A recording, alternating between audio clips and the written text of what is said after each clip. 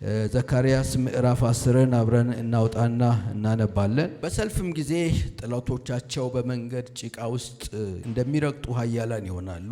እግዚአብሔርም ከነርሱ ጋር ነውና ይዋጋሉ፣ ፈረሰኞችም ያፍራሉ። ወድጃችኋለሁና የይሁዳን ቤት አበረታለሁ፣ የዮሴፍን ቤት አድናለሁ። አደላድላችኋለሁ፣ እመልሳችሁማለሁ። እኔም አምላካችሁ እግዚአብሔር ነኝ።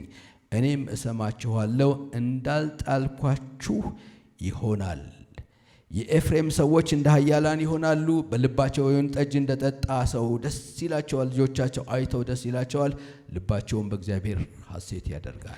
ትንቢተ ዘካርያስን በአጠቃላይ ሄዳችሁ ስትመለከቱት ወገኖቼ የሚናገረው ለተበተኑ ሰዎች፣ ልባቸው ለተሰበረ፣ ለተጣሩ፣ በኀፍረት ውስጥ ላሉ ሰዎች እግዚአብሔር በዚህ በትንቢተ ዘካርያስ ላይ ለማጽናናት የሚናገረው ቃል ነው። የእግዚአብሔር ስም የተመሰገነ ይሁን።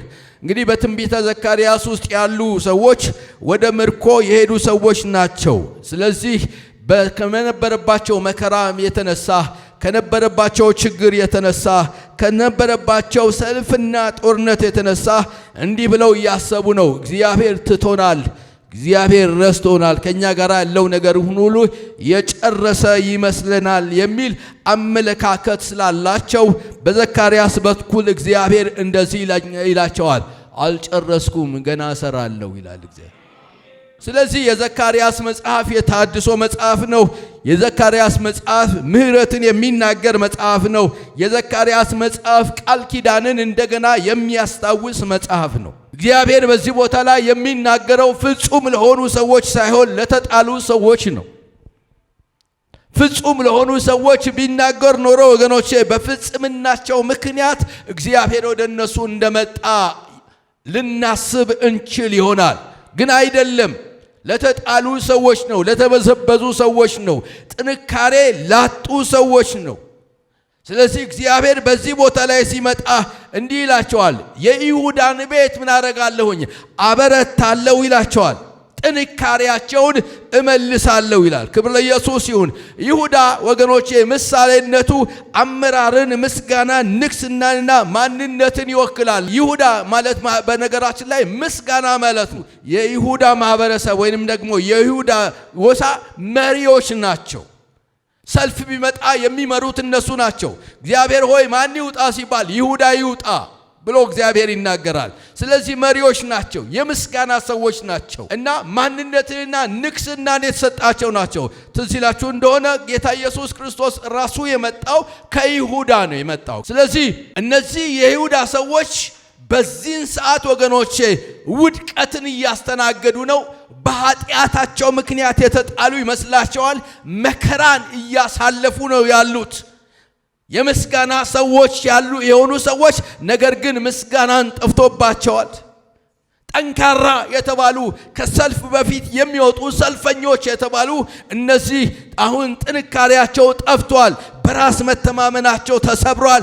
ምስጋና የሚባል ነገር የላቸውም። እግዚአብሔር እንደዚህ ይላቸዋል፣ የይሁዳን ሰዎች ኃይል ላጡትን፣ ጉልበት ላጡትን፣ ብርታት ላጡት ለይሁዳ ሰዎች ምስጋና ለጠፋባቸው፣ ምናልባትም አንደበታቸው በማጉረምረም ለተሞላ ምንም ነገር አዲስ ነገር እንደማይመጣ አምነው በአንደበታቸው ከንቱ ለሚናገሩት ለነዚህ ህዝቦች እግዚአብሔር እንደዚህ ይላል፣ አበረታችኋለሁ ይላል እግዚአብሔር። ክብር ለኢየሱስ ይሁን። ምናልባትም በጉባኤያችን እንደዚህ አይነት ሰዎች ትኖሩ ይሆን አላውቅም።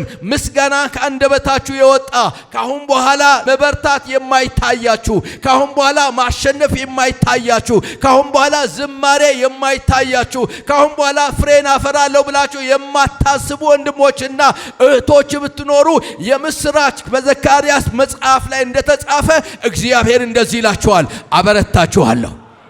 የእግዚአብሔር ቃል ሲናገር ምን አላቸው? አበረታችኋለሁ፣ ወድጃቸዋለሁና የይሁዳን ቤት ምን አደርጋለሁ? አበረታለሁ፣ ጉልበት ሆናቸዋለሁ፣ አቅም ሆናቸዋለሁ ይላል የሰራዊት ጌታ እግዚአብሔር። አሁን ስለ ይሁዳ አይደለም የምናገረው፣ አሁን የምናገረው ስለ አንተ ነው። አሁን የምናገረው ስላንቺ ነው። መልእክት ያመጣው ያለው ስላንተ ነው። ደክሞህ ሊሆን ይችላል፣ እግዚአብሔር ያበረታሃል። ተስፋ ቆርጠ ሊሆን ይችላል፣ እግዚአብሔር ተስፋህን ያድሳል። በቃ አካሁን በኋላ ብለህ ተስፋ ቆርጠ ነገርን ዘግተ ምስጋናም ጠፍቶብህ ሊሆን ይችላል። እግዚአብሔር ግን እንደገና ያበረታሃል። ምስጋናም በአንደበት ላይ ይጨምራል። እንደገና ያበረታሃል። መነሳት ትችላለህ። እንደገና ያበረታሃል። አቅምና ብርታት እግዚአብሔር ይሞላሃል። የይሁዳን ቤት ምን አደርጋለሁ አለ? አበረታለሁ አለ። ብርታት ወገኖቼ ከይሁዳ ሰዎች የሚጠበቅ አይደለም። ብርታት ከሰራዊት አምላክ ከእግዚአብሔር ብቻ የሚመጣ ነው። የይሁዳ ሰውማ ደክሟል፣ አቅም አጥቷል። አንረባም፣ አንችልም፣ አቅም የለንም ብለው ደክመው ነው ያሉት። እግዚአብሔር ግን ሲመጣ አበረታለሁ አለ። እግዚአብሔር በኃይሉ ታላቅን ነገር ያደርጋል። ኢሳይያስ 40 ላይ ቁጥር 29 ላይ ሄዳችሁ ስትመለከቱ ለደካማ ኃይልን ይሰጣል፣ ብርታት ለሌለው ጉልበትን ይጨምራል። ብላቴናዎች ይደክማሉ፣ ጎበዛዝቱም ፈጽመው ይወድቃሉ።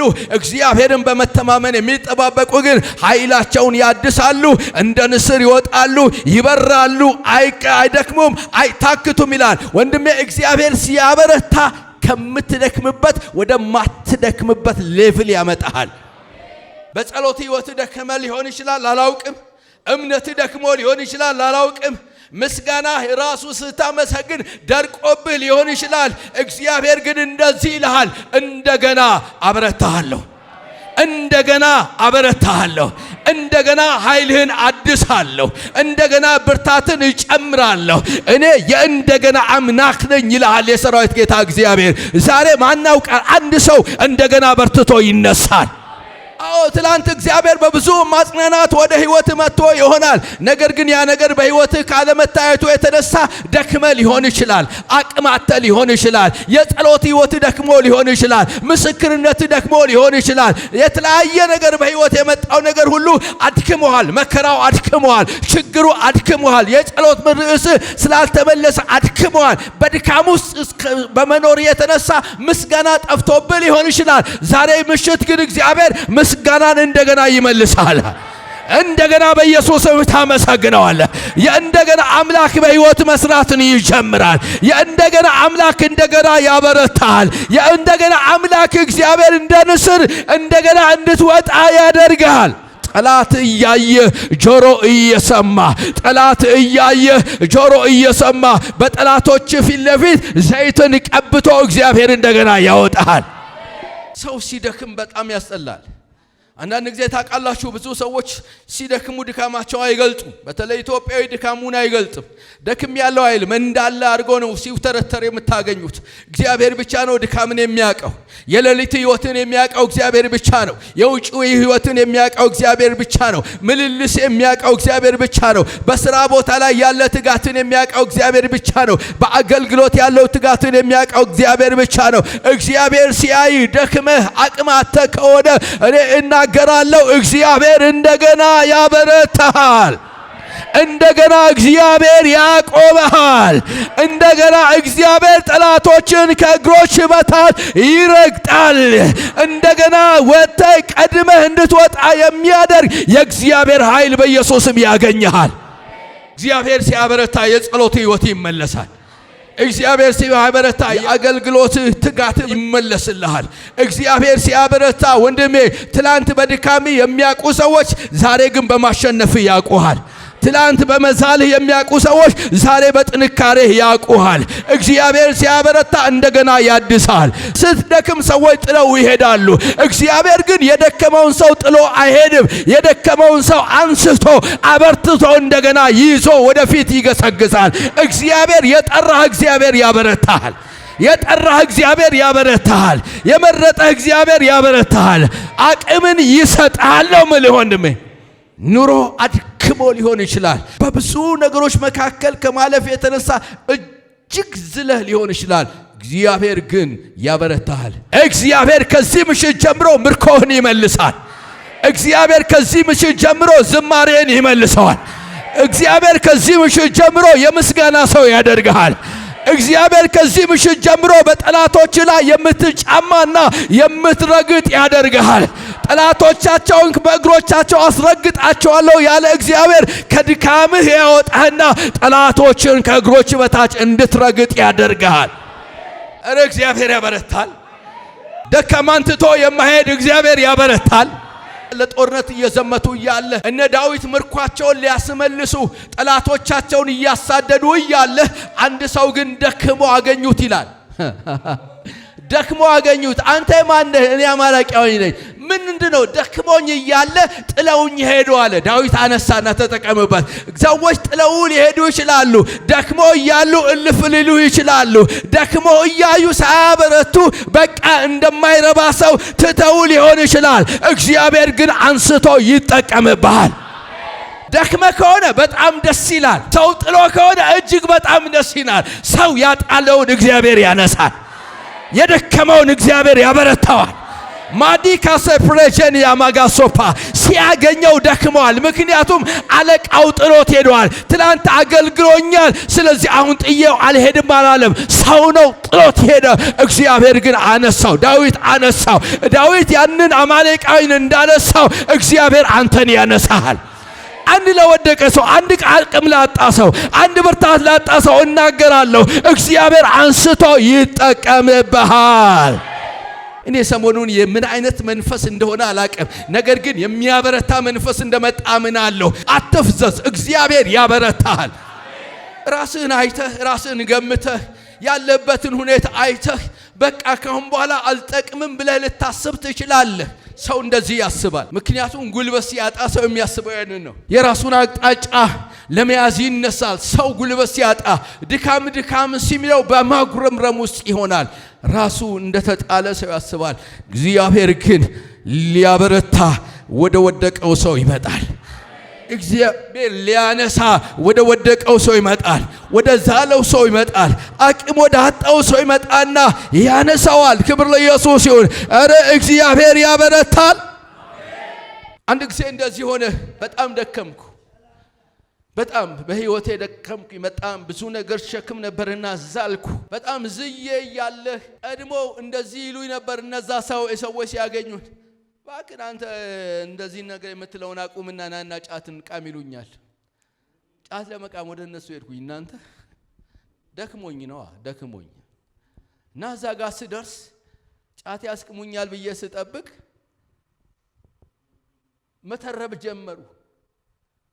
ስለ ጌታ አንስተው እየተረቡ እያለ ጫት ቅማለሁ ብዬ ወስኜ ሄድኩት። ምን እንዳበረታኝ አላቅም። ወንጌል ነግሬያቸው ተመለስኩ። አንተ ተስፋ ቆርጠ ሊሆን ይችላል። በተስፋ በቆረጠው ሰው እግዚአብሔር ይሰራል። ተስፋ በቆረጠው ሰው እግዚአብሔር ይገለጣል። በበረታው ነው አይደለም የሚመስልህ፣ አቅም ባለው በጣም በሚጸልየው ነው የሚመስልህ አይደለም። ልንገርህ ወንድሜ፣ ደክመ ከሆነ እግዚአብሔር ያበረታሃል። አንድ ጊዜ አንዲት እህት ደግሞ እንደዚህ ብላ መሰከረችልኝ። እጸልያለሁ አለ። በጣም ነው የምትጸልየው። ልጅቷ የጸሎት ሰው ነች። በጣም ትጸልያለች። አይኖቿ ተከፍቶ ራእይ ታያለች። እያየች ያለህ ጌታ አንዷን ምትንቃትን እንደ ደካማ አድርጋ ምትንቃትን ሴት ጌታ ኢየሱስ እንደዚህ አቅፏት አየችው። እንዴ የምተጋው እኔ፣ የምጸልየው እኔ፣ የምጾመው እኔ፣ የማገለግለው እኔ፣ አንተ ግን ያቺን እኔ በማይፈቀድበት ቦታ እንኳን የማያትን ሴት እንዴ ነው ተሸክማት የምትሄደው ሲል፣ ልጄ ሆይ አንቺ ጠንክረሻል አለ። እቺ ደክማለች፣ እኔ ሸክማታለሁ አለ። እግዚአብሔር ስለ ቢንያም ግን እንደዚህ ይላል። በእግዚአብሔር የተወደደ በትከሻው መካከል ያድራል ይላል። ለምን ካላችሁ በእግዚአብሔር ስለተወደደ። ቢንያም ወንድሞቼ እናት የለውም፣ ያለ እናት ያደገ ሰው ነው። እሱን ስትወልድ ነው እናትየዋ ያለፈችው። እሱ ግን ማን እናት ሆነው? እግዚአብሔር እናት ሆነውና በትከሻው መካከል አሳደረው። ልንገራችሁ ዛሬ ዘመድ የለኝም፣ ወገን የለኝም፣ የሚያበረታኝ የለኝም፣ አቅም የለኝም ለምትሉ ወንድሞቼና እህቶቼ ልንገራችሁ፣ እግዚአብሔር በትከሻው ተሸክሞ ያሻግራቸዋል። ከዛስ ምንድነው የሚናገረው? የይሁዳን ቤት አበረታለሁ፣ የዮሴፍን ቤት አድናለሁ ይላል እግዚአብሔር። ዮሴፍ ምሳሌነቱ ምንድነው ሲል ዓላማ ነው። ክብር ለኢየሱስ ይሁን። ዮሴፍ ምሳሌነቱ የፍሬያማነት ምሳሌ ነው። ዮሴፍ ምሳሌነቱ ዕጣ ፈንታን ዘግይቶ ስለማግኘት ነው የሚናገረው። ክብር ለኢየሱስ ይሁን። ዮሴፍ ምሳሌነቱ ወገኖቼ በተጣለበት በተረሳበት ስፍራ ላይ ህልም ፍሬን ሲያፈራ ነው የሚያሳይ። እግዚአብሔር ስም የተመሰገነ ይሁን። አሜን። ዮሴፍን ስታስቡት በወንድሞቹ የተጣለ ነው። ያውም በ30 ብር የተሸጠ መጀመሪያ እኮ ዮሴፍ ነው። የጌታ ስም የተመሰገነ ይሁን። አሜን። በወንድሞቹ የተጣለ፣ በእስር ቤት የተረሳ፣ ስለ ውለታው ያልታሰበ ሰው ነገር ግን በእግዚአብሔር የታሰበ ሰው ዮሴፍ። ክብር ለኢየሱስ ይሁን። ስለዚህ የእግዚአብሔር ቃል ሲናገር ምንድነው ብሎ የሚናገረው? ዮሴፍን ቤት ምን አደርጋለሁ?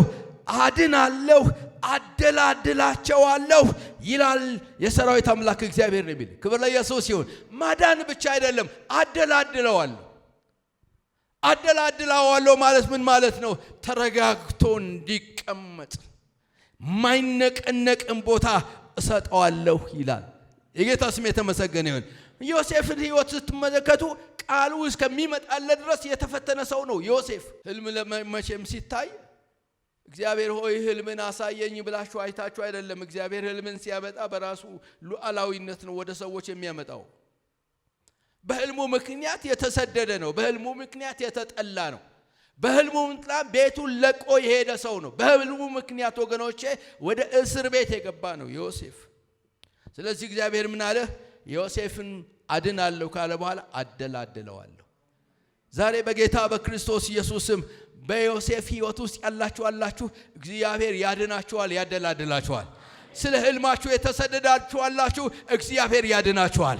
ስለ ህልማችሁ መከራ ያያችሁ ያላችሁ እግዚአብሔር ያድናችኋል፣ ያደላድላችኋል። እግዚአብሔር የዮሴፍን ሕይወት ጠብቆታል። በመንገድ ሁሉ የጠበቀው እግዚአብሔር ነው ዮሴፍን።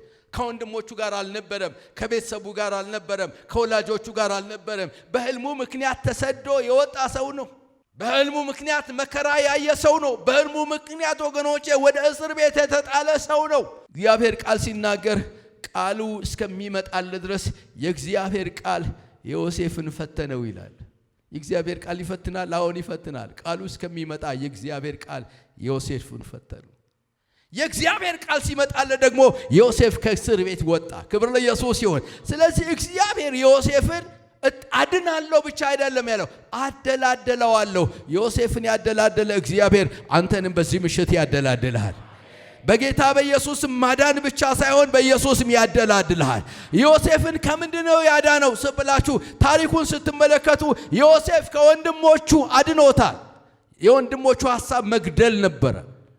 እግዚአብሔር በአንድ ሰው ምክንያት ሐሳብን አስቀይሮ ወደ ግብጽ ወደሚከብርበት ቦታ ላይ አሳልፈው ሰጡት። ይህ ብቻ አይደለም፣ በጶጢፋራ ቤት እግዚአብሔር ከጶጢፋራ እጅ አድኖታል። እግዚአብሔር በህልማችሁ ምክንያት በሚደርስባችሁ ስደት እግዚአብሔር ያድናችኋል። በህልማችሁ ምክንያት በምትከፍሉት ዋጋ እግዚአብሔር ያድናችኋል። ማዳን ብቻ ሳይሆን እንደገና ያደላድላችኋል። ስለዚህ ሰው ቢቃወማችሁ እግዚአብሔር ይጠብቃችኋል። ሰው ሊቀብራችሁ ቢፈልግ እግዚአብሔር ያድናችኋል። ሰው ሊገላችሁ ቢፈልግ ያለ ጊዜ አትሄድም ወንድሜ። በአንተ የታየው ነገር ሳይፈጸም አትቀበርም። ጠላት እያየህ ስትከብር ያያል። አሜን ትለኛለህ? ያ ብቻ አይናገርም። አድናለሁ፣ አደላድላቸዋለሁ፣ እመልሳችኋለሁ፣ እኔም አምላካችሁ እግዚአብሔር ነኝና እኔም እሰማችኋለሁ፣ እንዳልጣልኳቸውም ይሆናሉ ብሎ ለዮሴፍ ቤት ይናገራል። ለጌታ ስም የተመሰገነ ይሁን። እግዚአብሔር ሲያደላድል ወገኔ መልሶ እንደገና ያቆምሃል። መልሶ እግዚአብሔር እንደገና ያድሳል። መልሶ እግዚአብሔር በምህረቱ በቸርነቱ በቤትህ በሕይወት ላይ እግዚአብሔር ምህረትና ቸርነቱን ይገልጣል። ስለዚህ የዛሬ ምሽት መልእክቴ ምንድነው መሰላችሁ? እግዚአብሔር ከእናንተ ጋር ያለውን ነገሩን አልጨረስኩም ይላችኋል። እግዚአብሔር እንደ ጨረሰ የምታስቡ ሰዎች፣ የመጨረሻ ላይ ደርሰናል ብላችሁ የምታስቡ ሰዎች እውነቴን ልንገራችሁ፣ እግዚአብሔር አልጨረሰም። ዛሬ ተሐድሶ ያደርጋል። ዛሬ ማዳንን ያደርጋል። ዛሬ መታደግን ያደርጋል። ዛሬ እግዚአብሔር የምስጋና ምርኳችሁን ይመልሳል። ዛሬ እግዚአብሔር የህይወት ምርኳችሁን ይመልሳል። ዛሬ ድካምን ከህይወታችሁ አስወግዶ እግዚአብሔር በብርታት ይሞላችኋል። በድካም ውስጥ ያላችሁ አላችሁ። እግዚአብሔር በቃ እግዚአብሔርም ትቶኛል አላየኝም፣ ሰውንም ደግሞ ጥሎኛል፣ ማንም አልደረሰልኝም የምትሉ ወንድሞችና እህቶች አላችሁ። ካላችሁ ለእናንተ ልጸልይ ይፈልጋለሁ። እግዚአብሔር የእንደገና አምላክ ነው። በእናንተ መስራትን ይጀምራል።